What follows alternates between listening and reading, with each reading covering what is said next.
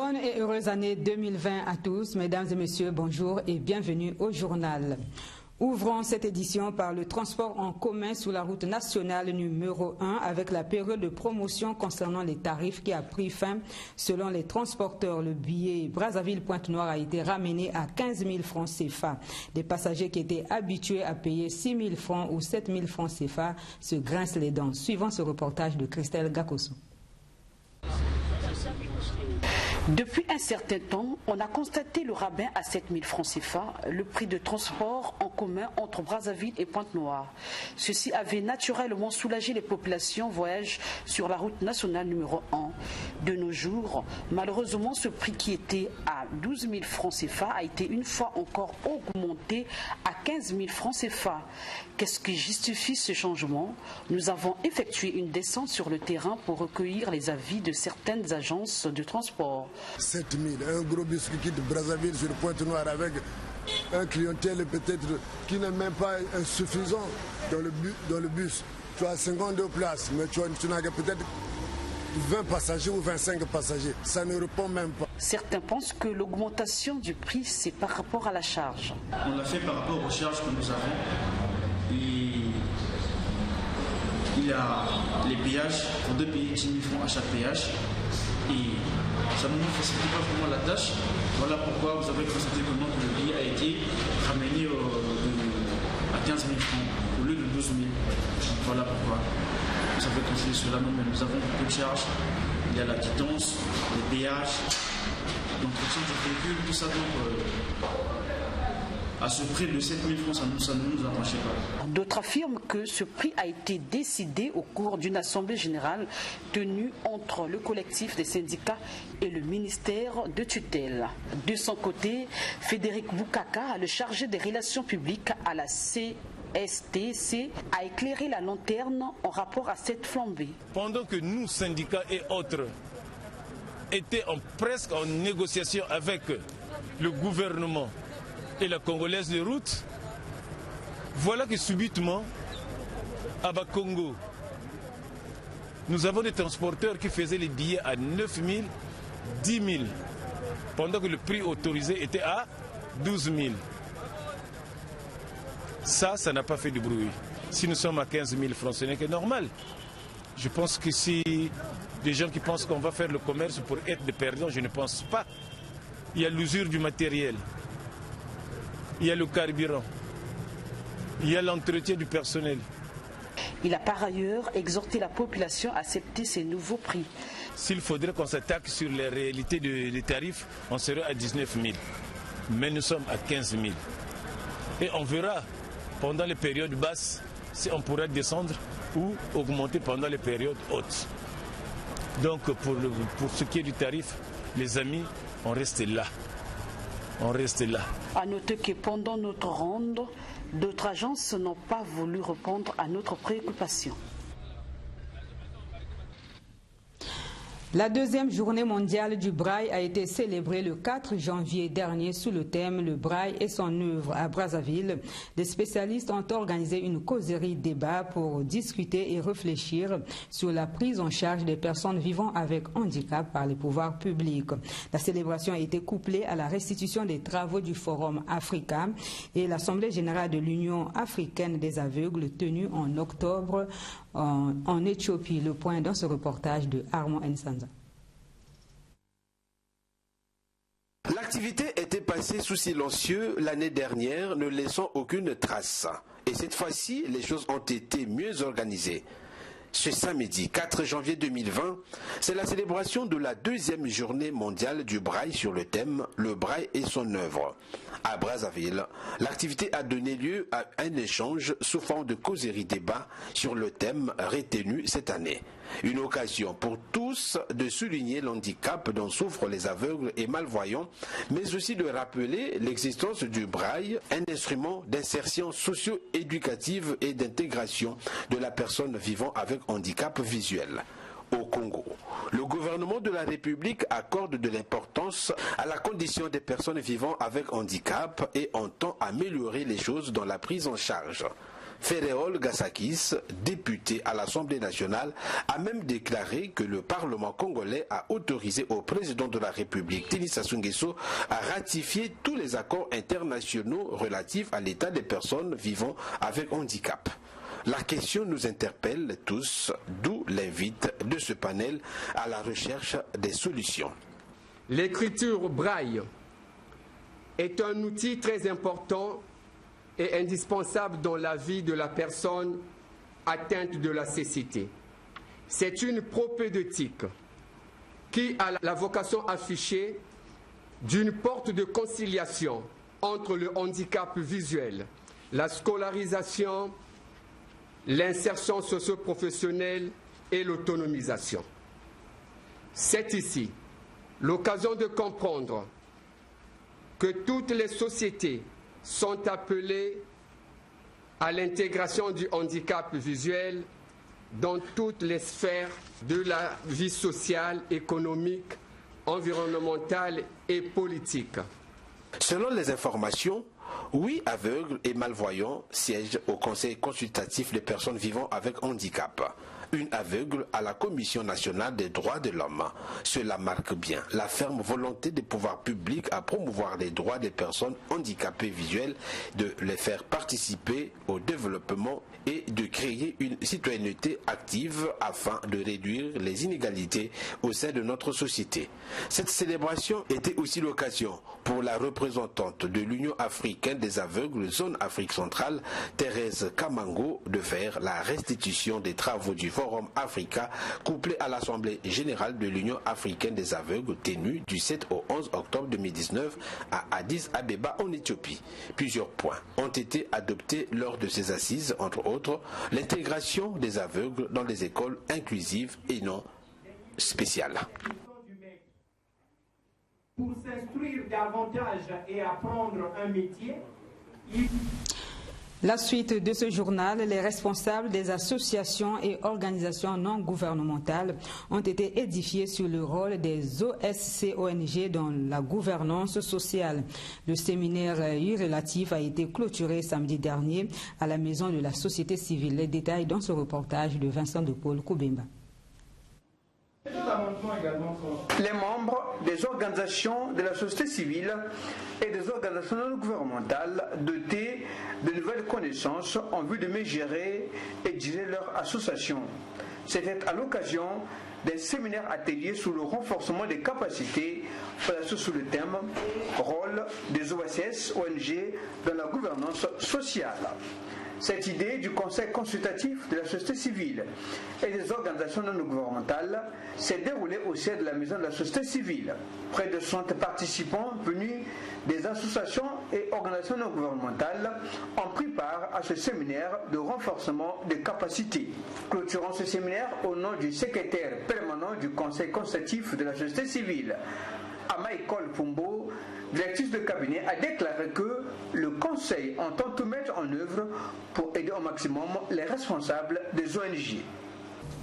Dans cette perspective, le Conseil entend tout mettre en œuvre pour aider le maximum possible les responsables d'ONG et OSC par le biais des séminaires, des ateliers, des tables rondes, des focus, colloques, symposiums et j'en passe, à accroître progressivement leurs connaissances, leurs compétences, leur compréhension optimale des règles et des enjeux, en vue de les emmener tous à être à la hauteur de s'acquitter valablement de l'objet social justifiant l'existence de leur structure associative.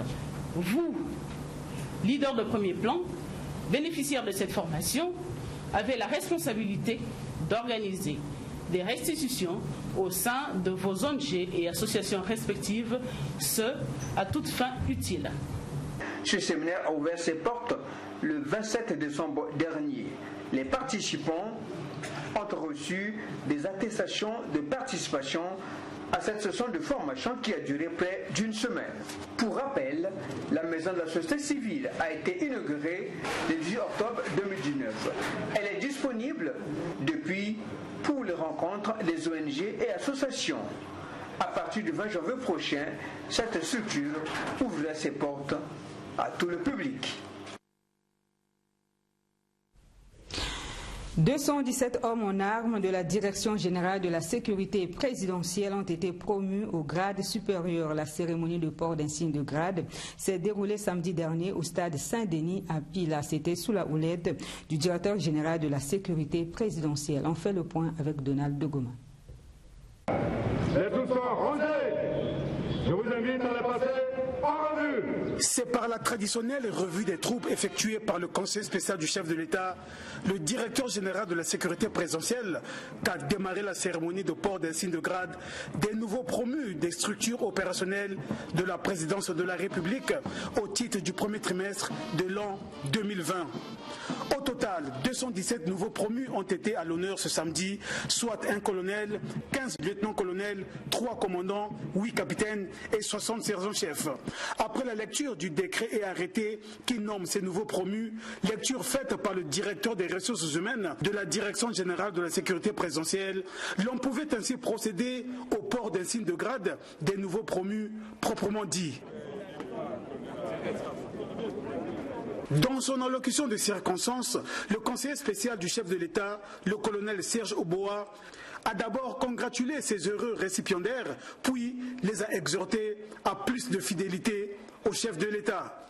Je vous exhorte à plus de fidélité au président de la République, chef de l'État, chef suprême des armées et aux institutions républicaines. Améliorer qualitativement votre manière de servir,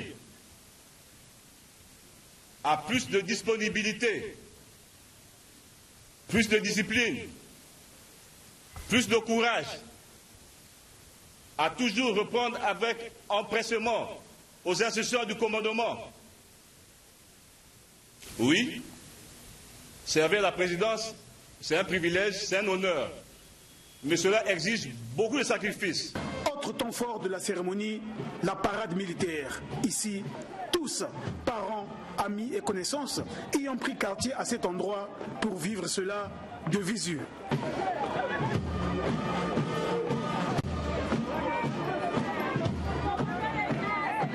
L'utile à l'agréable ne pouvait qu'être lié en pareille circonstance. Ici, on a vécu le bizutage des nouveaux promus. Cette forme de baptême a constitué le clou de la cérémonie.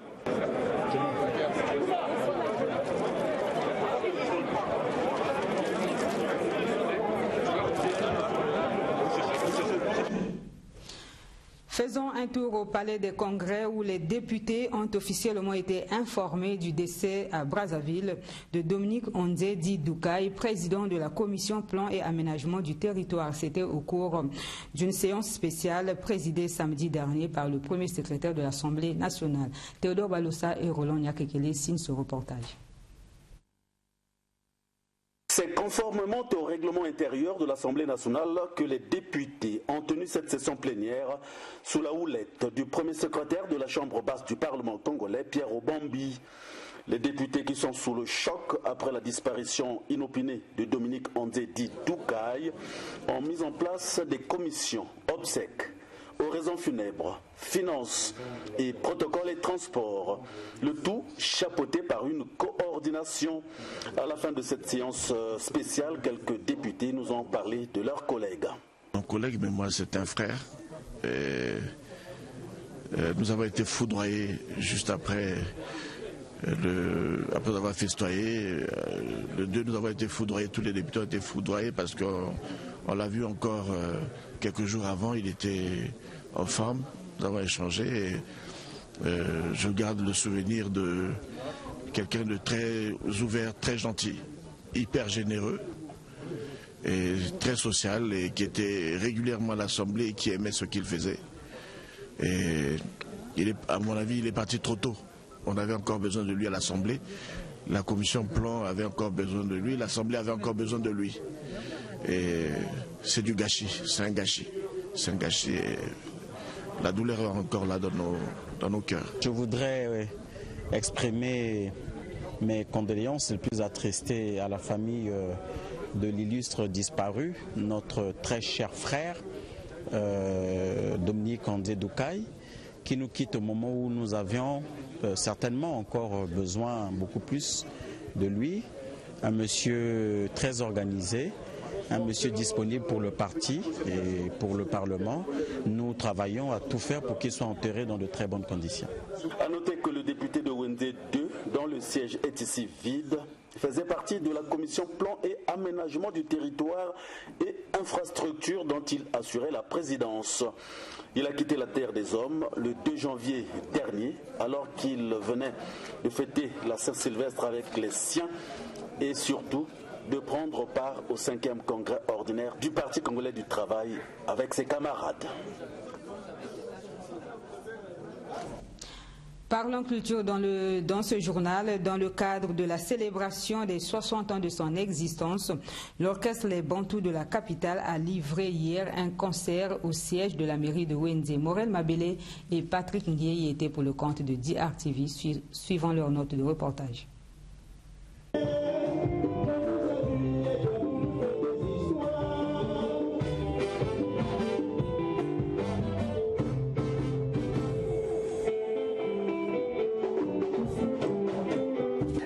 Du 5 janvier 2020 restera gravé dans les annales de l'histoire de l'arrondissement 5 Wenzé. Wenzé, premier arrondissement de la ville capitale à recevoir l'orchestre mythique et monumental Les Bantous de la capitale. Ceci dans le cadre de la tournée liée aux 60 ans de la création de leur orchestre. Cet événement culturel qui a coïncidé avec la date anniversaire de l'administrateur maire de Wenzé, Marcel Ganongo, a connu plusieurs temps forts. D'abord avec la chanson Congo Nabiso dédié au maire de Wenzé.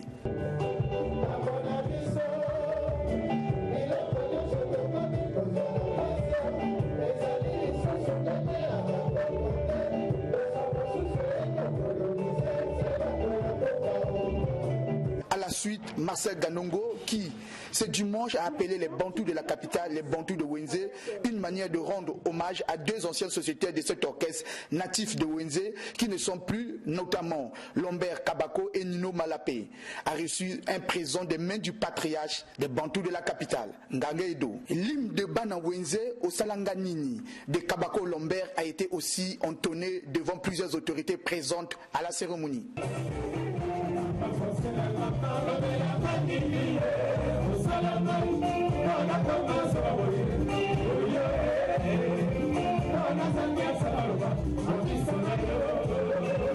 Les chansons ontologiques des Bantous de la capitale comme Choisi, ou c'est lui, ou c'est moi, Comité Bantou ont été également exécutées.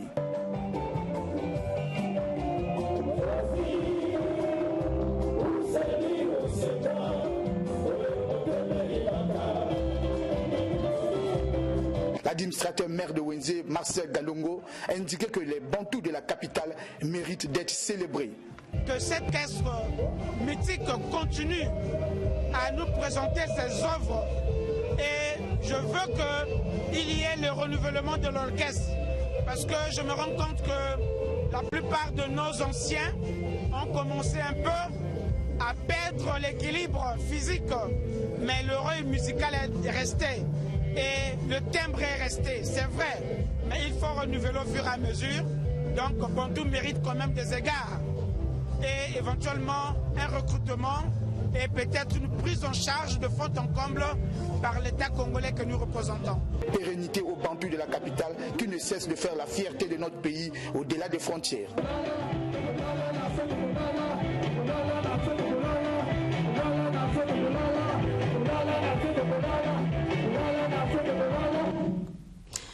Du côté des anciens sociétaires du groupe Extra Musica Zangoul, ils ont créé leur propre orchestre dénommé Extra Musica Nouvel Horizon. Pour annoncer les couleurs, ils ont aussi livré un concert à Combo derrière CNR TV. Retrouvons Morel Mabele.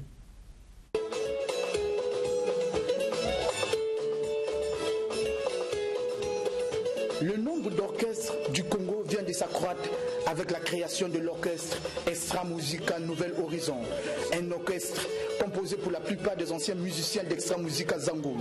Ces artistes musiciens qui ont décidé d'abandonner leur orchestre d'origine pour poursuivre leurs aventures musicales ailleurs. Ils ont livré leur premier concert ce 1er janvier 2020. Coup d'essai, coup de maître.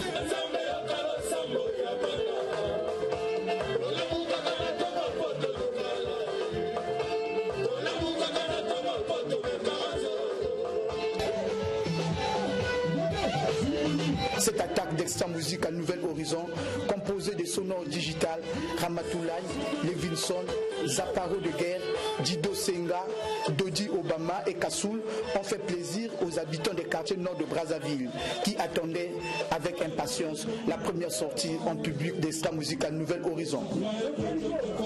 Digital Sonore, l'un des tenors de ce groupe, s'exprime. Ils auront de nouveaux spectacles. Nouvel Horizon, c'est une autre manière, une autre vision de prester. C'est des choses à vivre pour mieux comprendre. Invité surprise pour cet événement culturel de haute facture, le patron d'une chaîne de télévision privée de Kinshasa, ancien député, Zachary Bababassoui.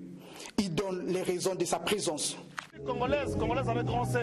C'est une musique qui est faite de scission, de séparation. Et c'est par des séparations que ça crée de l'ébullition et Makambeza Romata. On a traversé Lelo pour la bonne et simple raison que événement est. Selon certaines informations glanées sur le terrain, Extra Musique à Nouvel Horizon livrera un concert dans le quartier sud de Brazzaville dans les prochains jours.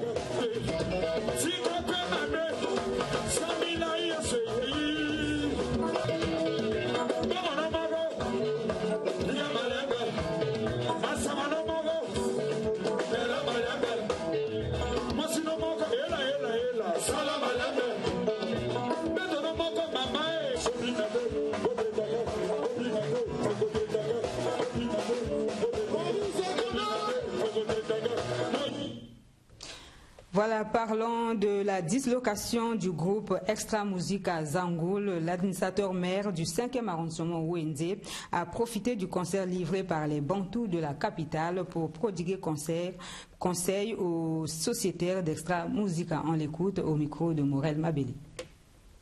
Je suis fort écœuré qu'un autre patrimoine national tel que Extra Musica, aujourd'hui, ils ont des problèmes. Mais je crois bien que nous allons faire de sorte que Extra Musica puisse renouer avec cette ambiance, avec cette unité. Parce que plus on a de l'unité, plus les gens ont peur de nous. Donc Extra Musica, c'est bien, ce sont mes cadets, mais je voudrais que vraiment ils essaient un peu de remodeler, s'il faut dire, leur façon de vivre avec les autres, afin que le vivre ensemble soit dans Extra Musica et que ça revienne. Mais ce n'est pas aussi mauvais que les orchestres puissent se disloquer, à la seule condition qu'il y ait des leaders qui créent d'autres orchestres. Cela fera en sorte que nous puissions avoir beaucoup d'orchestres dans notre nation. Voilà, c'est par ces notes culturelles que nous bouclons ce 14h. Merci à vous de l'avoir suivi. Bonne suite de programme sur DR TV.